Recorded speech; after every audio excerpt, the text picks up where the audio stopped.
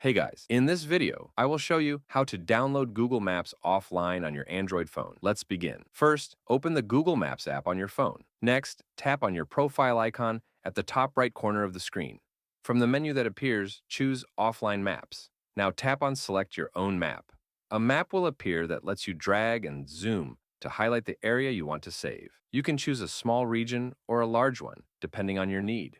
Just remember, the larger the selected area, the more storage space it'll take. For example, a big city map might use up to 600 megabytes, but zooming into a smaller area could reduce it to 50 megabytes or even less.